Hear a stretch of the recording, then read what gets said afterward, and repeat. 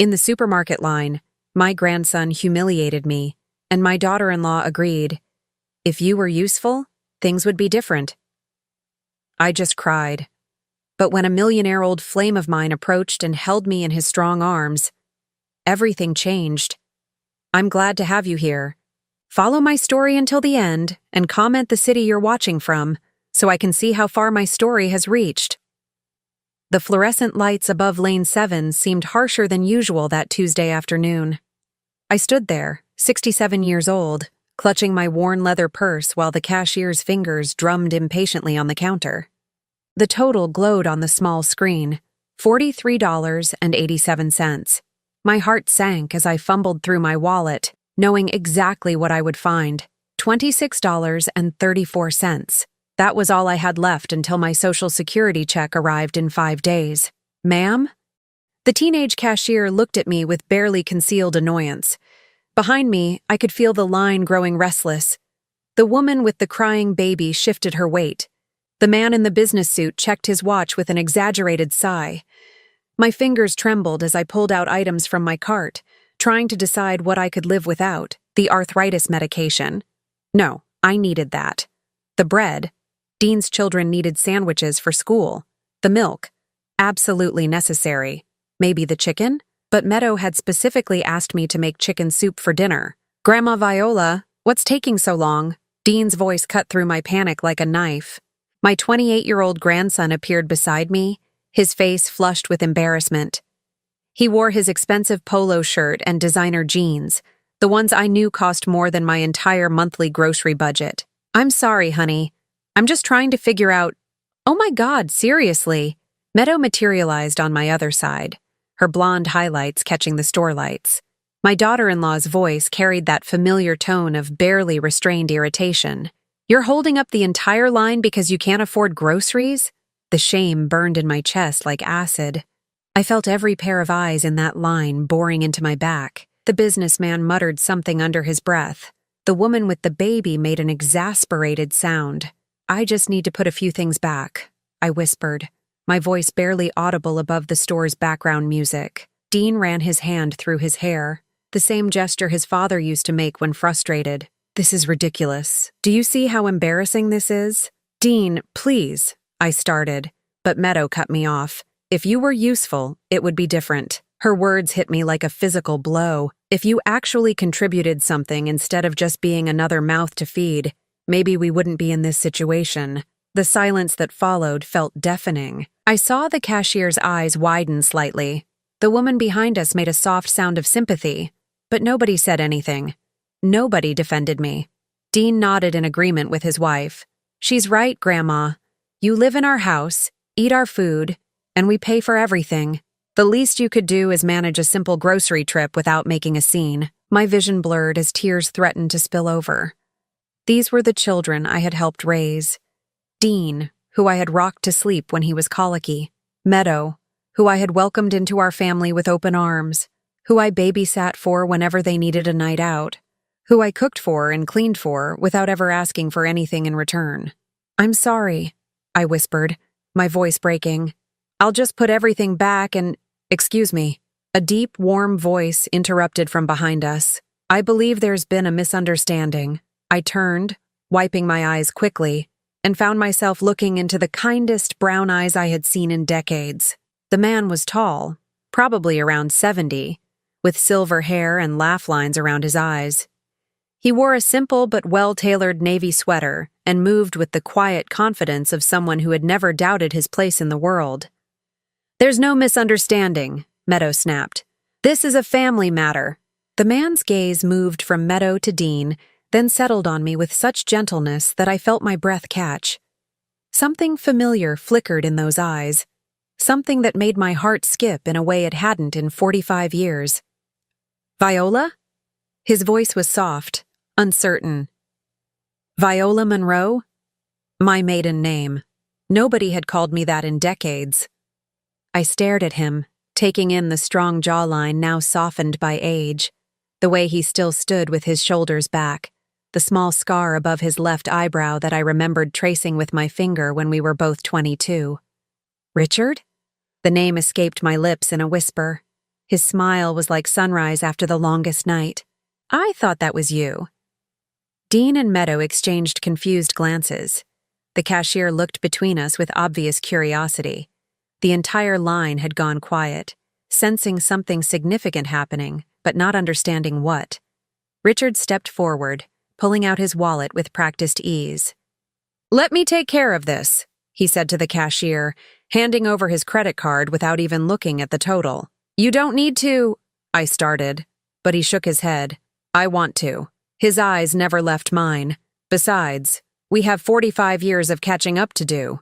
As the cashier processed his payment, I felt the ground shifting beneath my feet. Richard Hartwell, my first love. The boy who had promised to marry me before he left for college on that full scholarship. The man who had broken my heart when he never came back. And now he was here, in Lane 7 of Morrison's grocery, rescuing me from the most humiliating moment of my life. "Thank you," I managed to say as he helped bag my groceries. "Don't thank me yet," he said with a smile that made me feel 22 again. "Wait until you hear what I have to say." Dean cleared his throat loudly. "Grandma, we need to go. The kids are waiting in the car." But I couldn't move. I couldn't stop staring at Richard, at this ghost from my past who had materialized exactly when I needed him most. "Go ahead," Richard said to Dean, his voice polite but firm. "I'll make sure your grandmother gets home safely." Meadow's eyes narrowed. "And you are?" "An old friend," Richard replied smoothly. "A very old friend." As Dean and Meadow reluctantly left, probably more confused than concerned, Richard turned back to me. "Viola, would you like to have coffee? I think we have quite a lot to talk about." I nodded, not trusting my voice, wondering if this was real or if the stress had finally caused me to lose my mind completely. But his hand was warm and real when he gently took my arm, and for the first time in years, I felt like someone actually saw me. Someone remembered who I used to be. The little cafe on Main Street felt like stepping into another world.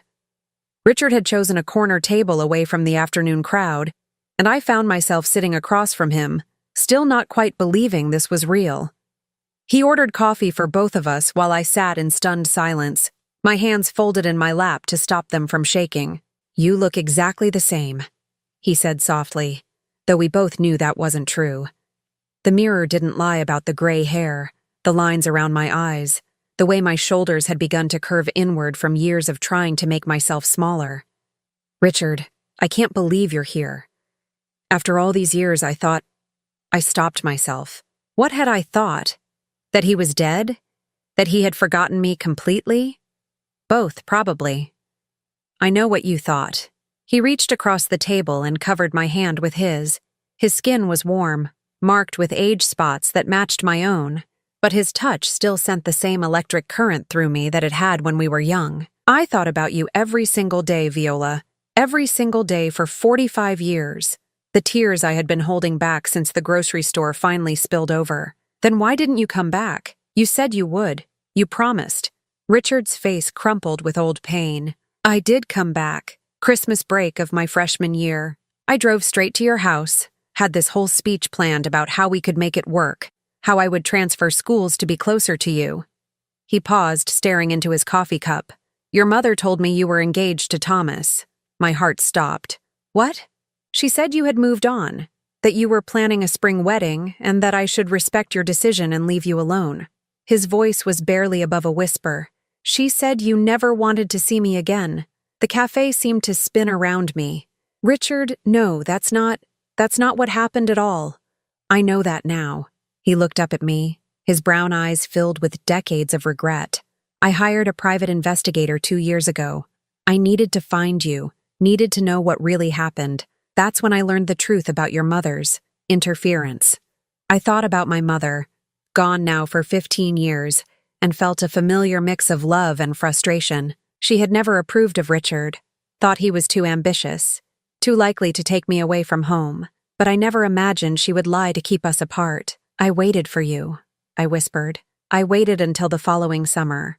When you didn't come back, when you didn't write, I thought you had forgotten about me. That's when I married Thomas. Did you love him?"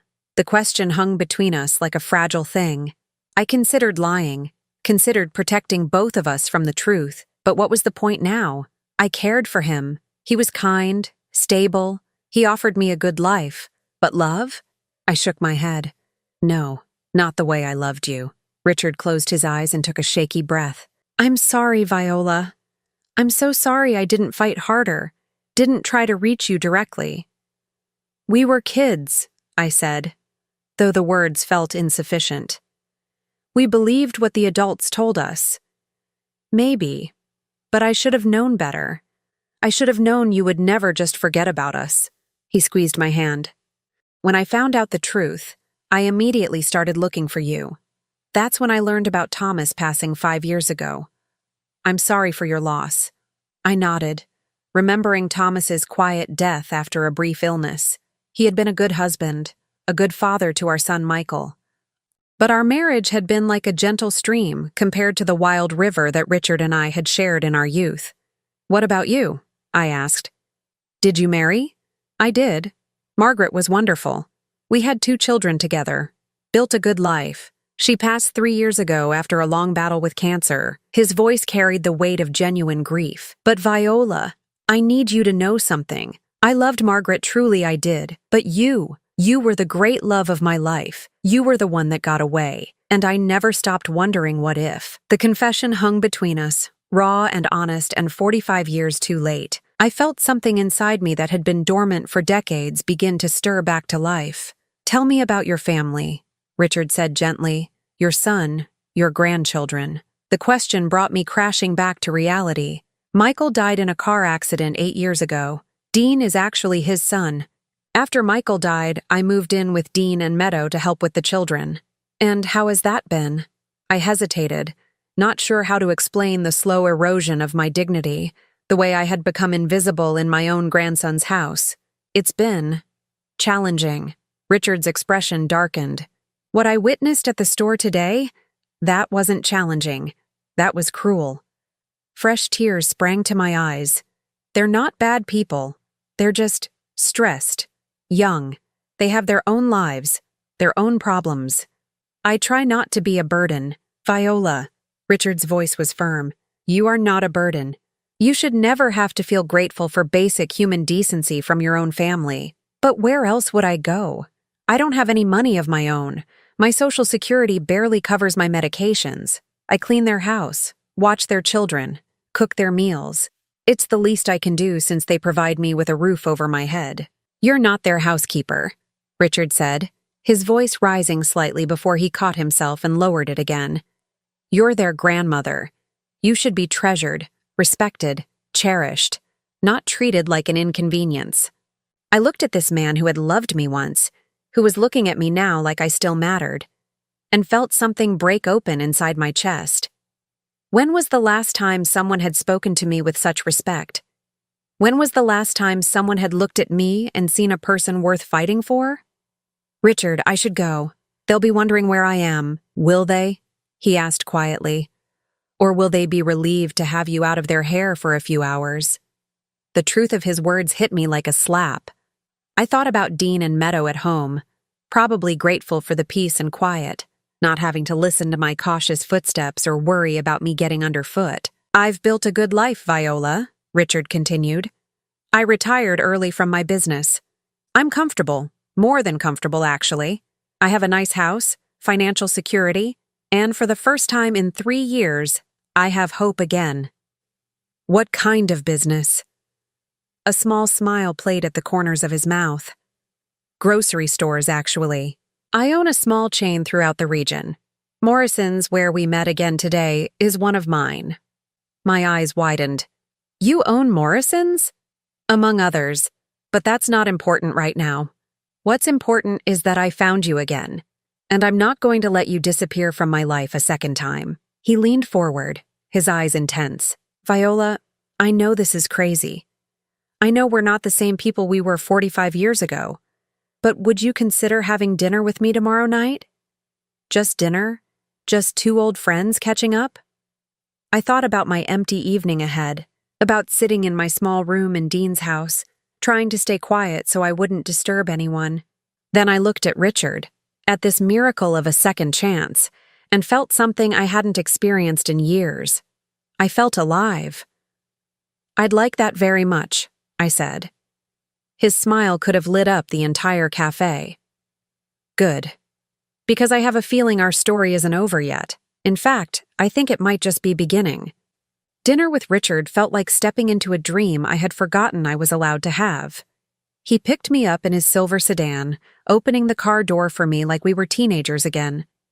The restaurant he chose was elegant but not intimidating, the kind of place where I didn't feel out of place in my best dress, even though it was 10 years old. "You know," Richard said as we looked over the menu, "I used to imagine what our life would have been like. What you'd look like at 30, at 40, at 50. I pictured us growing old together, maybe traveling, definitely arguing about what to watch on television." I laughed despite myself. "You always did hate my soap operas." "Still do," he said with a grin, "but I'd watch every single one with you now if it meant spending time together." The server came to take our order, and Richard selected a bottle of wine without even looking at the price. I found myself calculating the cost out of habit. Probably $60, enough to buy groceries for a week. The thought made me uncomfortable. "Richard, this is too much. I'm not used to—" "Stop." He reached across the table and took my hand. "Let me spoil you a little. When's the last time someone took you out to dinner?" I thought about it and realized the answer was never. Thomas had been practical to a fault. Dean and Meadow certainly never offered. Even for my birthday last year, we had stayed home and I had cooked my own cake. "I can't remember," I admitted. Something flickered across Richard's face, a combination of sadness and anger. "Tell me about your daily life, Viola. What does a typical day look like for you?" I hesitated, not wanting to sound like I was complaining. "Well, I get up at 6 to make breakfast for everyone. Dean leaves for work at 7, Meadow at 7:30. I watch little Emma and Jake until Meadow picks them up from school. Then I clean the house, do laundry, start dinner. Evenings are usually quiet. They watch TV in the living room while I stay in my room." "Your room? It's small, but it's fine. It used to be Dean's office, but they converted it when I moved in. There's a twin bed and a small dresser. It's all I need." Richard's jaw tightened. "Where do you eat your meals?" "Usually in the kitchen while I'm cooking, or sometimes in my room if they're entertaining guests." I could see the expression on his face and rushed to explain. "It's not that they don't want me there. It's just easier for everyone if I stay out of the way." "Viola." His voice was carefully controlled. "Do you realize what you just described? You're the live-in help. You're not treated like family. You're treated like an employee. No, worse than an employee, because employees get paid and have days off." The words stung because they were true, but hearing them out loud, from someone who cared about me, made them impossible to ignore. "They provide for me," I said weakly. "I have a roof over my head, food to eat. Do you? Because from what I saw at the grocery store, you can't even afford your basic needs. How much do they give you for personal expenses?" I looked down at my plate. "They don't. I mean, my Social Security covers my medications mostly. If I need anything else, I just ask." "And do they say yes?" I thought about all the times I had wanted new clothes, or books, or just a cup of coffee out. The times I had asked and been told they were watching their budget, that maybe next month, that I didn't really need whatever it was. "Sometimes," I lied. Richard leaned back in his chair and I could see him processing this information. "Viola, I need to tell you something, and I hope you won't be angry with me." My stomach clenched. "What?" "After I found you again, I did some research. I own businesses, so I understand finances. I looked into your son Michael's estate, your late husband's assets. You should have inherited everything when Thomas died. The house, his pension, his life insurance. What happened to all of that?" I felt heat rush to my cheeks. Michael inherited everything when Thomas died. That was only right. He was the son. When Michael died, everything went to Dean, of course. "Including the house you and Thomas lived in for 30 years? I nodded miserably. Dean said it was too big for me to manage alone, that it made more sense for him to sell it and use the money for his family's future.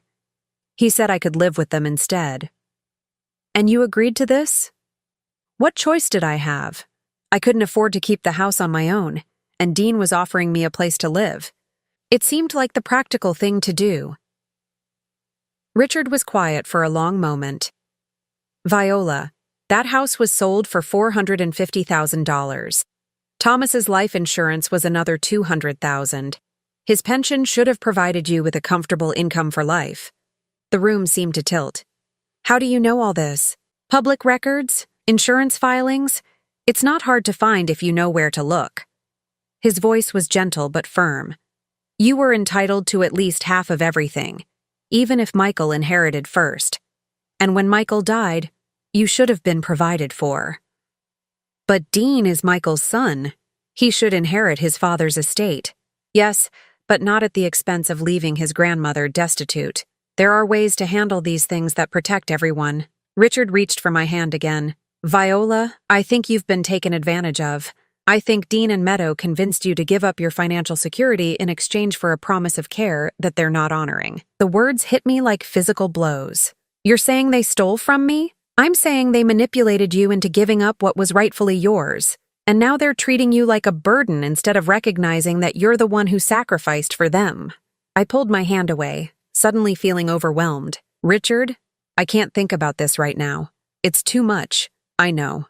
I'm sorry. I didn't mean to upset you on our first evening together. He signaled for the check. But Viola, you need to know that you have options. You don't have to live the way you're living. As we drove back to Dean's house, I stared out the window at the familiar streets and felt like I was seeing them through new eyes. Was Richard right? Had I been so grateful for a place to live that I had accepted being treated as less than family? There's something else, Richard said as we pulled into the driveway. Something I haven't told you yet. What? I never stopped looking for you, Viola. Even when I was married, even when I built my business and my life, there was always this part of me that wondered. 2 years ago, when I finally hired that investigator, it wasn't just idle curiosity. I had decided that if I found you, and if you were free, I was going to ask you to marry me. My breath caught in my throat. I know it sounds crazy. I know we're not the same people we were, but I loved you then. And seeing you again today, seeing who you've become despite everything you've endured, I love you now. I want to take care of you the way you deserve to be taken care of. I sat in stunned silence as he walked around to open my door. As I stepped out of the car, I could see the lights on in Dean's house, could imagine them inside, probably not even having noticed I was gone. Think about it, Richard said softly. Think about what you want for the rest of your life, because you deserve so much more than what you're accepting right now. As I walked to the front door, my mind was spinning. Marriage? To Richard? After all these years? It seemed impossible. Like something that happened to other people, not to 67-year-old women who had learned to be grateful for small kindnesses. But as I let myself into the quiet house and made my way to my small room, I couldn't shake the feeling that maybe, just maybe, my story wasn't over yet. Maybe it was just beginning. I barely slept that night. Richard's words kept echoing in my mind, mixing with memories I had buried for decades. When morning came, I went through my usual routine like a sleepwalker, breakfast, cleaning, laundry, but my heart wasn't in it. Every mundane task felt different now, viewed through the lens of what Richard had said about my life. Dean barely acknowledged me as he grabbed his coffee and rushed out the door. Meadow was running late and snapped at me for not having Emma's lunch ready fast enough, even though she had never asked me to make it. After they all left, I stood in the empty kitchen and felt the silence pressing down on me like a weight. My phone rang just after 9. Richard's name on the caller ID made my heart skip. "Good morning, beautiful," he said, and I could hear the smile in his voice. "Richard, about last night. I know I overwhelmed you. I'm sorry. I've had 2 years to think about all of this, and you've had less than 24 hours. His voice was gentle, patient. But I meant every word, Viola. Every single word. I keep thinking I dreamed the whole thing. Would you like to have lunch today? Somewhere quiet where we can talk? I hesitated. I should stay here. Meadow might need me to— Viola, Richard interrupted softly. When was the last time you did something just because you wanted to? The question stopped me cold. I couldn't remember. 1 o'clock, I said before I could change my mind. But somewhere simple. I don't want to be a bother. You could never be a bother. We met at a small diner on the outskirts of town, the kind of place where the coffee was strong and the pie was homemade. Richard was already there when I arrived, sitting in a corner booth with 2 cups of coffee waiting. "I've been thinking about what you told me last night," I said as I slid into the seat across from him. "About Michael's estate, about the money. Maybe you're right, but it's done now. I can't undo those decisions. Maybe you can't undo them, but you can make new ones." Richard reached into his jacket and pulled out a small velvet box. My heart stopped. "Richard, no. We barely know each other anymore. We're not the same people we were." "Open it," he said simply. With trembling fingers, I lifted the lid. Inside was the most beautiful ring I had ever seen. A simple solitaire diamond surrounded by tiny sapphires, elegant and timeless. But what made me gasp wasn't the ring itself. "Is this the ring I bought for you 45 years ago? I've carried it with me ever since, moved it from apartment to apartment, house to house. Margaret knew about it. She understood that some loves never completely fade away." Tears blurred my vision. "You kept it all these years?" "I kept hoping I'd get the chance to give it to you someday." He reached across the table and took my hand. "Viola Monroe, will you marry me? Will you let me spend whatever years I have left showing you how much you mean to me?" I stared at the ring, at this symbol of a love that had survived 4.5 decades, and felt something break open inside my chest. Not break apart, but break free. "Yes," I whispered. Richard's face lit up like Christmas morning. He slipped the ring onto my finger and it fit perfectly, like it had been waiting all this time. "I want to do this right," he said. "I want us to have the wedding we never got to have, the honeymoon we never took. I want to wake up next to you every morning and fall asleep holding your hand every night." "Richard, I'm 67 years old. I'm not some young bride." "You're the most beautiful woman I've ever seen," he said firmly. "And you're going to be the most beautiful bride." We spent the next hour planning our future like giddy teenagers. Richard owned a beautiful house on the lake, with large windows and a garden he thought I'd love. We could travel if I wanted to, or stay home and read books by the fireplace. We could have dinner parties or quiet evenings, whatever made me happy. "What about my family?" I asked finally. "Dean and Meadow, the children. I can't just abandon them." "You're not abandoning anyone. You're choosing yourself for the first time in years." Richard's expression grew serious. "But Viola, you need to be prepared. They're not going to be happy about this." "What do you mean?" "Think about it. You provide free childcare, free housekeeping, free cooking. You contribute your Social Security check to household expenses. From their perspective, you're about to cost them thousands of dollars a year in childcare and domestic help alone." The truth of his words settled over me like a cold wind. They'll be fine. They managed before I moved in. Did they? Or did they see an opportunity to have live-in help and take it? That evening, I cooked Dean's favorite dinner, pot roast with all the trimmings. I even made dessert, a chocolate cake that took me all afternoon. I wanted everything to be perfect when I told them my news. They barely looked up from their phones during dinner.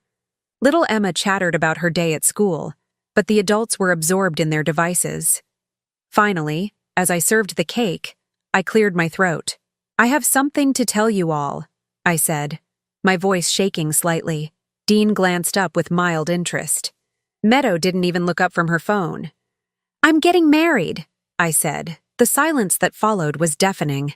Dean's fork clattered to his plate. Meadow's head snapped up, her eyes wide with shock. "What did you say?" Dean asked. I held up my hand, showing them the ring. "His name is Richard Hartwell. We knew each other many years ago, and we've reconnected. We're going to be married next month." "Grandma, that's wonderful!" Emma clapped her hands together, but her parents' faces told a different story. "Are you out of your mind?" Meadow's voice was sharp. "You can't just get married. You're 67 years old." "Age is just a number," I said, trying to sound confident. Dean was staring at me like I had announced I was joining the circus. "Grandma, you can't be serious. You don't even know this man anymore. What if he's after your money?" I almost laughed at that. "What money, Dean?" "Well, there's your Social Security and—" He trailed off. apparently realizing how little I actually had. Meadow leaned forward, her eyes narrowed. What about us? What about the children? You can't just abandon your responsibilities. I'm not abandoning anyone. I'm just getting married. And where exactly do you plan to live? Dean asked. Richard has a beautiful house on the lake. I'll be moving in with him. The temperature in the room seemed to drop 10 degrees. Dean and Meadow exchanged a look I couldn't decipher. So, you're just going to leave? Meadow's voice was incredulous. After everything we've done for you? After we opened our home to you when you had nowhere else to go? I appreciate everything you've done. Do you? Dean interrupted. Because it doesn't seem like you appreciate anything. We've supported you for years, given you a home, included you in our family. And this is how you repay us? Dean, I've tried to contribute. I've helped with the children. The house. Helped? Meadow laughed bitterly. Is that what you call it? You've been living here rent-free, eating our food, using our utilities, and now you're just going to walk away? I felt my chest tightening, the familiar feeling of being in the wrong even when I knew I wasn't. I never asked to live here rent-free. I offered to pay rent, but you said, because we felt sorry for you, Meadow snapped. Because you were this sad, lonely old woman with nowhere to go. The words hit me like a slap. Emma and Jake had gone very quiet, sensing the tension even if they didn't understand it. Dean leaned back in his chair, his expression calculating. Here's what's going to happen, Grandma. You're going to think about this very carefully. If you leave us, if you choose this stranger over your family, you won't be welcome back. You won't see the children anymore. You won't be part of this family. My blood ran cold. Dean, you can't mean that. I absolutely mean it. His voice was hard, final. You're either part of this family or you're not. You can't have it both ways. Meadow nodded in agreement. We've built our lives around having you here. The children depend on you. If you abandon us now, there won't be any coming back. I looked around the table at these people I had loved and sacrificed for, and saw strangers. Cold, calculating strangers who saw me not as a beloved grandmother, but as a resource to be managed. I need to think about this, I said quietly. You do that, Dean said. But remember, some choices can't be undone. As I cleared the dinner dishes with shaking hands, I realized that Richard had been right about everything. This wasn't about love or family loyalty. This was about control, about keeping me trapped in a role that served them. But for the first time in years, I had a choice. And the ring on my finger reminded me that someone in this world valued me enough to fight for me. The question was, did I value myself enough to fight back? The next 2 weeks felt like living in a war zone. Dean and Meadow didn't speak to me directly unless absolutely necessary, communicating through clipped orders and passive-aggressive comments. The children picked up on the tension, with little Emma asking me repeatedly if I was okay, and Jake becoming unusually clingy. Richard called me every day, his voice a lifeline in the growing hostility. But even our conversations had to be conducted in whispers from my tiny room, because Meadow had made it clear that she didn't want that man calling her house.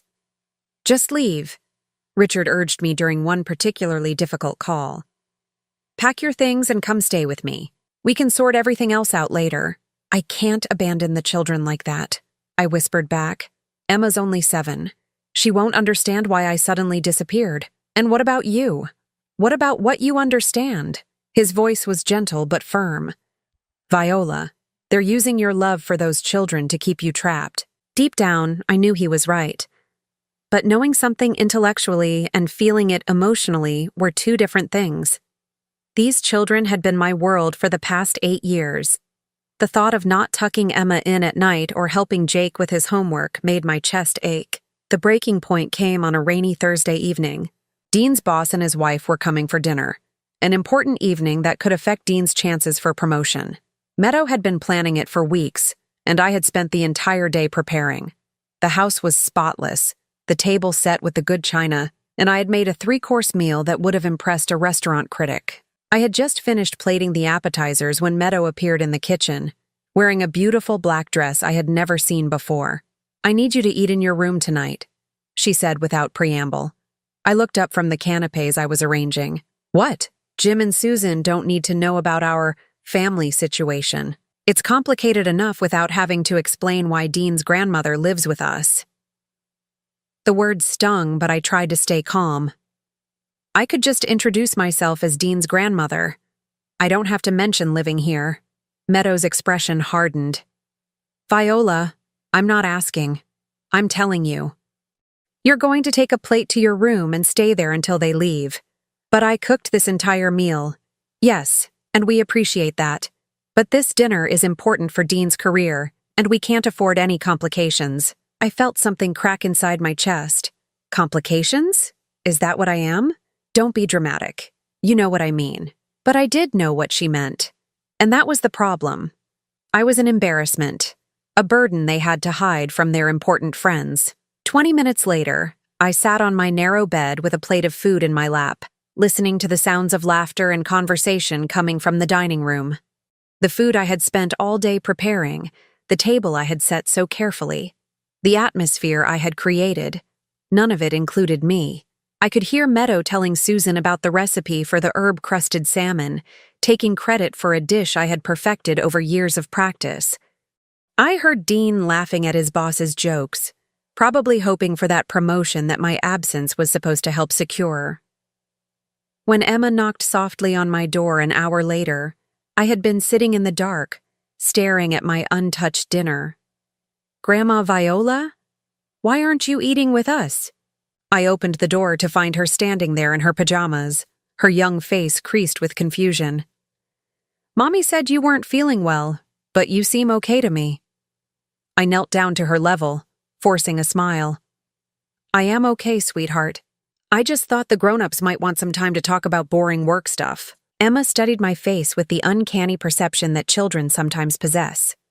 Are you sad? The simple question nearly undid me. A little, I admitted. Is it because of your friend, the nice man who makes you smile? Out of the mouths of babes. Partly. I think you should marry him if he makes you happy, Emma said matter-of-factly. Mommy and Daddy get married because they love each other? Don't you love him? I do love him, very much. Then you should marry him. She hugged me tightly. I'll miss you if you move away, but I want you to be happy. After Emma went back to bed, I sat in my room and really looked at my life. This was it. This was what I had accepted. Hiding in a converted office during family dinners, being told to stay out of sight when company came, having my contributions dismissed and my presence treated as an inconvenience. The next morning, while Dean and Meadow were at work, I called Richard. I want to see your house, I said without preamble. Really? His voice was filled with hope and barely contained excitement. Really? Can you pick me up in an hour? Richard's house took my breath away. It sat on a small rise overlooking the lake with large windows that let in streams of golden sunlight. The rooms were spacious but warm, filled with comfortable furniture and the kind of touches that made a house feel like a home. The master bedroom has a view of the water, Richard said, leading me down a hallway lined with family photos. I thought you might like to wake up to that every morning. The bedroom was beautiful, but what made me gasp was the walk-in closet. It was bigger than the room I had been living in at Dean's house. Richard, this is too much. I couldn't— You could, he said firmly. Viola, look at me. I turned to face him, and the intensity in his eyes took my breath away.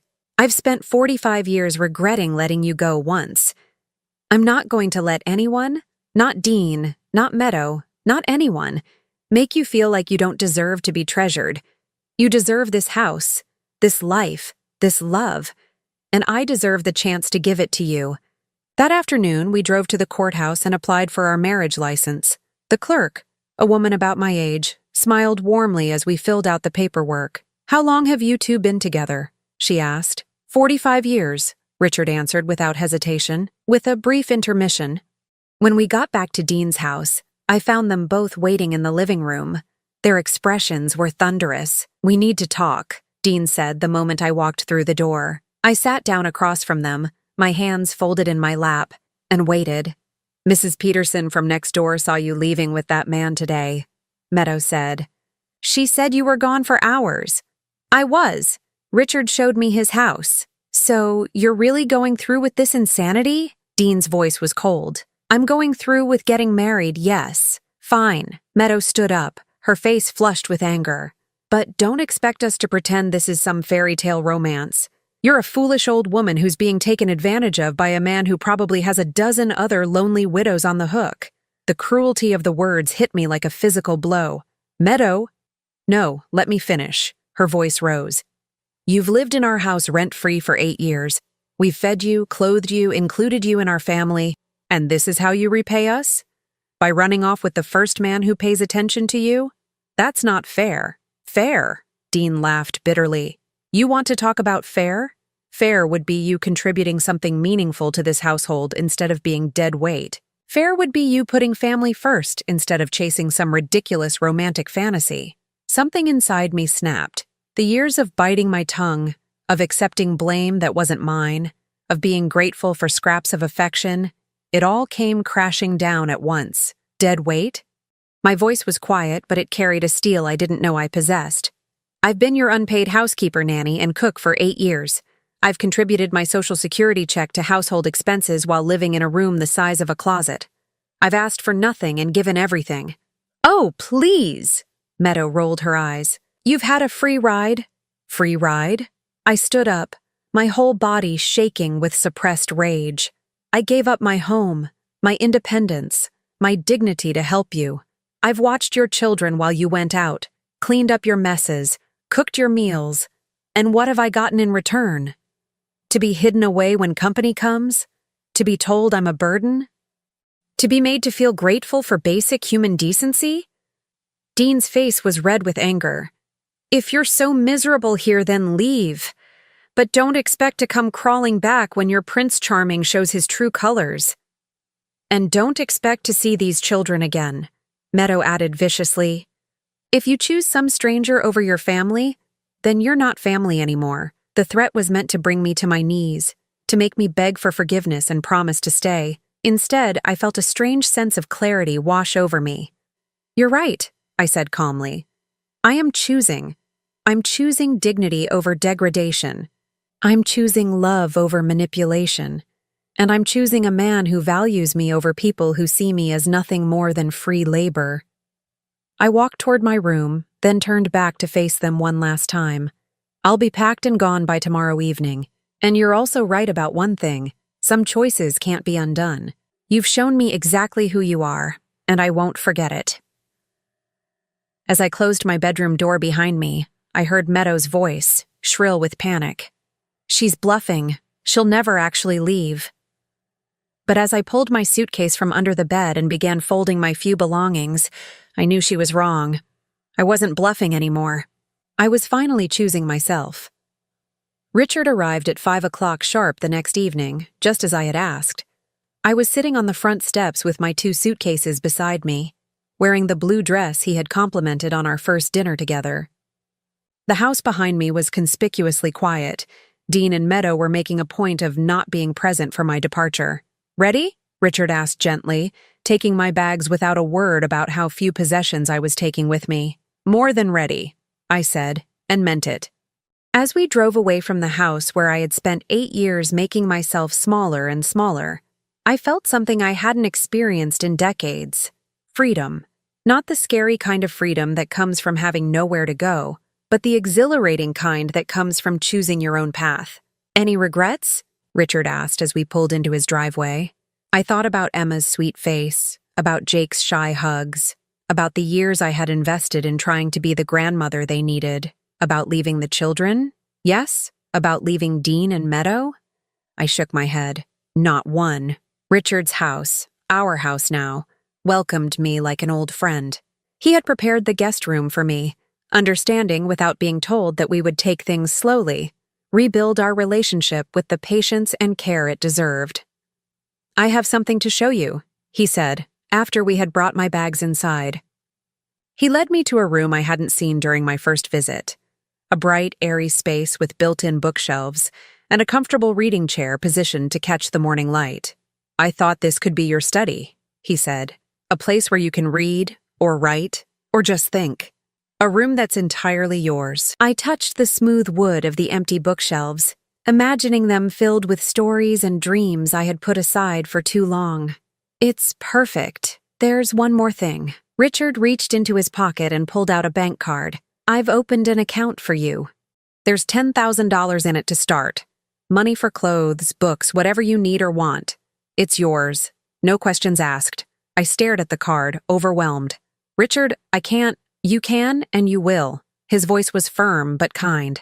"Viola, you've spent years asking permission for everything, justifying every small expense. That stops now. You're not my dependent. You're my partner. Equal in every way." We were married 3 weeks later in the garden behind our house. Richard had wanted to plan something elaborate, but I preferred the intimacy of a small ceremony. The officiant was Richard's longtime friend, and the only guests were Richard's son and daughter with their families. Warm, welcoming people who embraced me without question or judgment.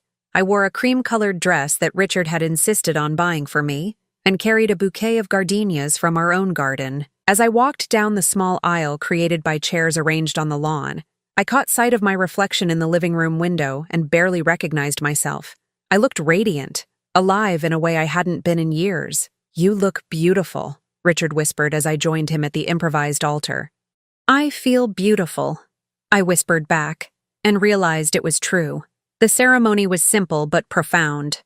When we exchanged rings, the one he had carried for 45 years now joined by a matching band, I felt like I was finally becoming who I was always meant to be. 2 months after our wedding, as I was tending to the flower garden that had become my passion, I heard a car in the driveway. Through the hedge, I saw Dean's familiar blue sedan. My heart clenched as I watched him get out of the car, straighten his shoulders, and walk up our front path. He looked older, more tired than I remembered. When Richard answered the door, I could hear their voices but not their words. After a few minutes, Richard came to find me in the garden. "He wants to talk to you," Richard said carefully. I told him it was up to you. I found Dean standing awkwardly in our living room, his hands shoved deep in his pockets. He looked around at the comfortable furniture, the family photos on the mantel, the obvious signs of a life well lived, and something flickered across his face. "Hello, Dean." "Grandma." He cleared his throat. "You look good." "I am good. What can I do for you?" He struggled with the words. "Things have been difficult since you left. The kids miss you. Emma cries for you almost every night." The words were calculated to hurt, and they did. But I had learned something about emotional manipulation in the past few months. "I miss them too," I said simply. "Meadow's been having to take time off work to handle childcare. It's putting a strain on our finances." Dean looked around the room again, his gaze lingering on the expensive furnishings. "We were wondering if maybe you could help out sometimes. Not move back," he added quickly, "but maybe watch the kids occasionally. We could work something out." "What kind of arrangement were you thinking?" Hope flickered in his eyes. "Maybe a few days a week? We could pay you something, of course. $20 a day? $20 for a full day of childcare, housework, and cooking. Less than minimum wage for skilled labor. The old me would have been grateful for any acknowledgement of my worth. The new me saw it for what it was. "That's very generous," I said carefully, "but I'm afraid I'm not available." Dean blinked. "What do you mean?" "I mean, I have my own life now. Richard and I travel. We have dinner parties. I volunteer at the library 3 days a week. I'm quite busy." "But they're your great-grandchildren," Dean said, his voice rising slightly. "Family comes first." "You're absolutely right," I agreed. "Family does come first. That's why I chose to marry a man who treats me like family instead of staying with people who treated me like hired help." Dean's face flushed red. "That's not. We never." "Didn't you? Dean, you made me eat in my room when you had company. You hid me away like I was something to be ashamed of. You threatened to cut me off from the children if I didn't do exactly what you wanted." I kept my voice calm, matter of fact. "That's not how you treat family. We gave you a home when you had nowhere else to go. You gave me a converted office and free labor in exchange for my Social Security check and my dignity. There's a difference." Dean stood up abruptly, his face a mixture of anger and something that looked like panic. "Fine. Have your fairy tale life with your rich husband, but don't come crying to us when it falls apart." "I won't," I said gently. "But Dean, the door isn't completely closed. If you ever want a real relationship, one based on mutual respect instead of financial convenience, I'm willing to try, but it would have to be different. It would have to be real. After Dean left, I sat in my garden and cried, not for the life I had left behind, but for the years I had lost believing I didn't deserve better. Richard found me there as the sun was setting and simply sat beside me without asking questions. "Do you think I'm being too hard on them?" I asked eventually. "I think you're being exactly as hard as you need to be," Richard replied. "Love without respect isn't love, Viola. It's just need, dressed up in prettier words." 6 months later, I received a card in the mail. The return address was Dean's, but the handwriting was Emma's careful script. "Dear Grandma Viola," it read, "I hope you are happy in your new house.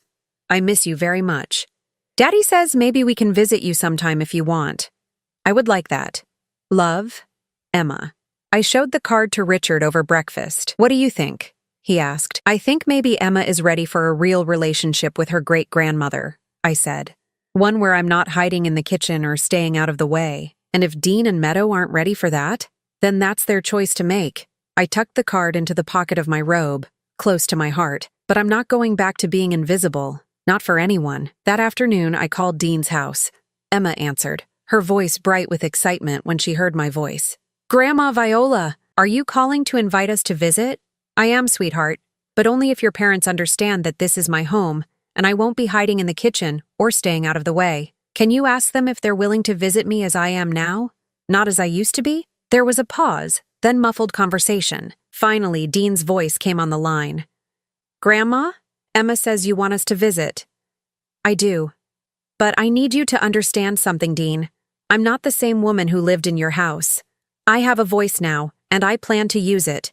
If you can accept that, you're welcome here. If you can't, that's okay too, but the choice is yours." Another long pause. We'll think about it." "You do that," I said. "And Dean, I hope you choose love. Real love, the kind that doesn't come with conditions." As I hung up the phone, Richard wrapped his arms around me from behind. "I'm proud of you," he murmured into my hair. "For what?" "For refusing to go back to being small. For insisting on being seen." I leaned back against his chest and looked out at our garden, at the life we had built together, at the future stretching out before us like an open road. I spent so many years making myself smaller so other people would be comfortable, I said. I forgot that I was allowed to take up space in my own life. And now? Now I remember. I turned in his arms and smiled up at the man who had loved me enough to wait 45 years and fight for me when I couldn't fight for myself. Now I remember that I matter too. Outside, the sun was setting over the lake, painting the sky in shades of gold and pink.